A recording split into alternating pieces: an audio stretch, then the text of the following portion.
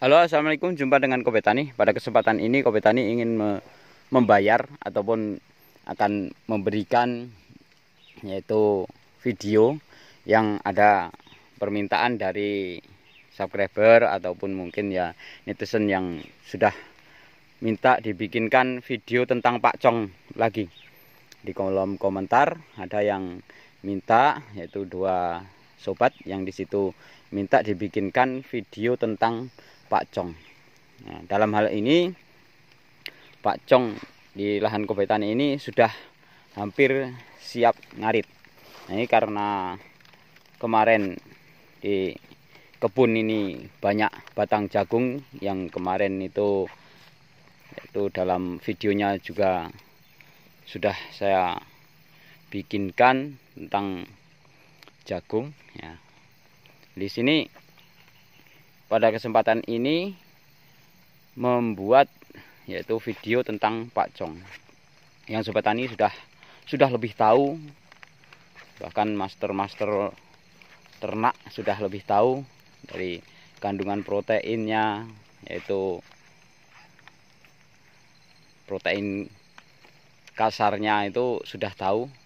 Terus ya ataupun baiknya, mutunya di sekian rumput yang di situ, rumput yang ditanam itu perbedaan antara Pak Cong dengan yang rumput-rumput lain, sobat tani sudah bisa mengerti. Adapun Pak Cong yaitu kalau menurut Kobe Tani ini murni, yaitu dari Kobe Tani itu adalah proteinnya ya tertinggi. Dan sekarang ada lagi yang rumputnya seperti mirip Pak Cong juga, tapi dia agak putih. Nah, itu menurut informasi yang pernah Kobe Tani baca, yaitu kandungan NK-nya ataupun nutrisi kasarnya yaitu sampai 19% lebih. Adapun Pak Cong ini kalau saya lihat sudah tertinggi ini baru 16,45. Tapi di dalam pengetahuan yang Kobe Tani ketahui, ini ada yaitu rumput yang baru-baru ini keluar lagi, rumputnya agak putih. Nah, itu menurut informasinya di situ yaitu 19, sekian. Jadi banyak sekali nutrisi ataupun kandungan yang dibutuhkan di dalam pakan ternak. Nah, ini kalau dibiarkan sobat tani, ini bisa tinggi sekali ini Pak Cong ini sobat tani. Ini kalau dibiarkan bisa tinggi sekali. Sedangkan saya ini ya nyutingnya dari atas. Ini bisa tinggi gitu. Ini sebenarnya kalau Kobe Tani karena nggak pernah atau rumput itu dicincang pakai mesin chopper, maka ya seperti ini sebenarnya pas banget. Cukup dibawa ke kandang, dipotong pakai arit jadi 3 aja sudah habis ludes karena sapi sudah besar semua. Nah, maka dengan cepatnya dia makan dan membutuhkan setiap hari rumput seperti ini. Nah, sampai di sana itu banyak yang saya tanami terus aja sampai di pinggir-pinggiran ladang Kobe Tani ini. Ini saya kasih yaitu rumput. Untuk yang di sekitar sini ini adalah banyak yang Pak Cong. Karena ini termasuk nanamnya yaitu sudah akhir-akhir ini. Tapi kalau yang dulu-dulu memang Kobe Tani menanam yaitu kolonjono ataupun ada yang mengatakan rumput gajah. Nah, di sekitar sini banyak yang Kobe Tani sisipkan yaitu rumput Pak Cong. Sulaman-sulaman yang di situ kurang ataupun sudah jarang diberikan yaitu Pak Cong. Sedangkan ini kalau di tempat Kobe Tani yang ini seperti ini rumput kecil-kecil ini adalah rumput gelagah kalau tempat saya. Tapi ada juga yang mirip seperti ini tapi subur, itu namanya mumbaka apa ya, itu jadi seperti itu. Di tempat saya belum ada.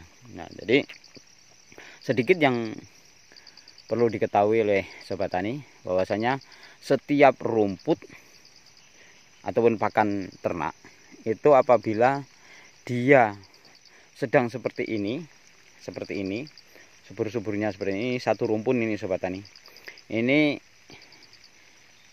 proteinnya itu lagi muncak-muncaknya. Terus kalau rumput yang mau berbunga seperti ini mirip yaitu rumput mumbaka, jadi seperti ini. Nah, ini kalau rumput yang bisa berbunga seperti ini sobat tani, ini ketika sudah keluar bunganya maka nutrisinya dia menurun. Maka kalau sobat tani punya tanaman rumput, potonglah ataupun aritlah pada saat subur-suburnya. Kalau itu yang sejenis rumput yang bisa yang bisa berbunga. Tapi kalau yang tidak bisa berbunga ya enggak apa-apa. Tapi semakin dia tua itu nutrisinya dia ada penurunan. Lain pada saat subur-suburnya, dia pada saat dalam masa pertumbuhan, maka nutrisinya dia lagi memuncak. Tapi kalau sudah tua otomatis, karena kita lihat saya punya sapi perah itu, kalau saya kasih rumput yang muda-muda sobat tani, kalau saya kasih rumput yang muda-muda maka banyak sekali susunya, paginya itu banyak sekali susunya. Nah, ini rumputnya seperti ini sobat tani, ini sudah siap untuk diarit sebenarnya. Nah, sebagai motivasi sobat tani, kalau kita memelihara ternak, kalau bisa ya kita mempunyai minimal ya 50% swasembada. Jadi tidak semua mengandalkan beli, juga tidak semuanya kita yaitu rumput kita. Ada yang beli, ada yang di situ punya dewek, punya kita sendiri. Sehingganya kita menjadi bank pakan sendiri ataupun swasembada pakan sendiri. Nah, kita tidak terlalu parah, masih bisa untuk melakukan yaitu sambilan, yaitu bertani. Jadi kalau kawan-kawan banyak yang mengatakan bahwasanya ya, memelihara ternak itu sebagai sambilan. Kalau Kobetani tidak. Justru kalau tidak ke ladang tidak apa-apa, tapi kalau tidak ngarit itu parah. Jadi artinya ya ternak itu yang nomor satu, bukan sambilan.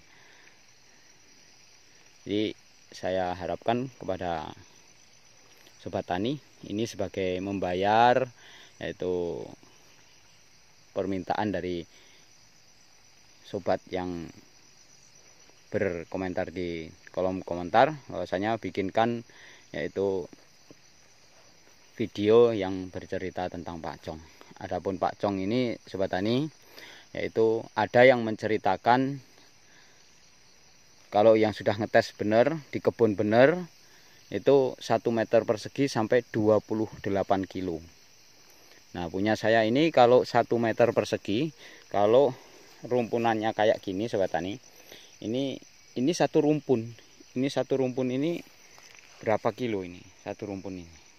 Ini belum meruas ataupun belum keluar ruasnya, di bawahnya belum bisa untuk bibit. Nah, banyak yang melakukan tes imuni bahwasanya di bawahnya ini sudah 1 meteran itu keras ataupun sudah 1 meteran itu bisa untuk bibit. Adapun Pak Cong ini sampai tinggi yang enggak begitu keras ya kan, dibanding dengan rumput-rumput yang lainnya. Dan tekstur tubuh daunnya itu lembut terus. Nah, jadi lain.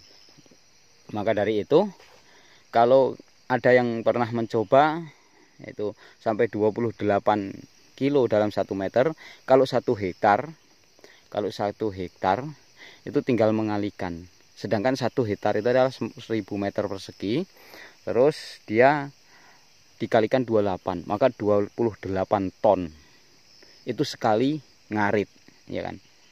Dan kalau kemarin saya sudah menceritakan berapa tonase pakcong, itu 1 tahun, wajar sekali. Wajar sekali kalau 1 tahun, di video yang sebelumnya sudah saya ceritakan. Karena apa? Satu masa pembabatan, dari misalkan dari ujung timur diarit semua sampai ujung barat, itu terus setiap 1 meter itu 28 kilo, maka kalikan 1000, sehingganya 28 ton itu dalam satu trip ataupun satu masa pengaritan. Adapun pakcong itu 2 bulan sekali diarit itu sudah tinggi. Maka dari itu pada sobat tani, seandainya mau menanam, kalau yang belum menanam rumput lain, kalau memang ada bibitnya, insya Allah banyak sekali di YouTuber yang menawarkan bibitnya di dalam nomor WA-nya. Untuk Kobe Tani belum menyiapkan bibit, masih dikembangkan sendiri. Dan insya Allah ya di ladang yang sebelah sana ya akan ditanam pakcong. Mungkin ya kolonjono yang lainnya hanya sisipan-sisipan, tapi akan diblok pakcong karena nutrisinya yaitu paling banyak. Saya kira cukup di sini aja. Untuk lebih jelasnya nanti bisa saya pelajari dulu, dan saya insya Allah akan membuat video tentang pakcong, bahkan tutorial penanaman insya Allah di sebelah sekitar sini mungkin akan saya berikan, bahwasanya bagaimana cara menanam pakcong yang paling cepat dan bisa dites, yaitu dalam menanam 1 baris 2 baris itu kita bandingkan yang inilah yang paling cepat dalam waktu hari yang sama, tempat yang sama, yaitu perawatan yang sama, itu cara yang sama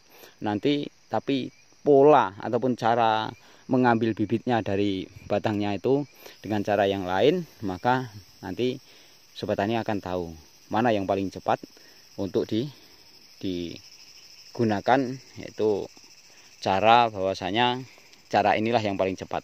Belum sampai 2 bulan itu sudah tinggi sekali. Maka insya Allah sama-sama mudah-mudahan sobat tani diberikan panjang umur dan sehat, rezeki yang banyak, sehingganya kita dapat jumpa di video yang lain. Sukses untuk seluruh petani Indonesia. Wassalam.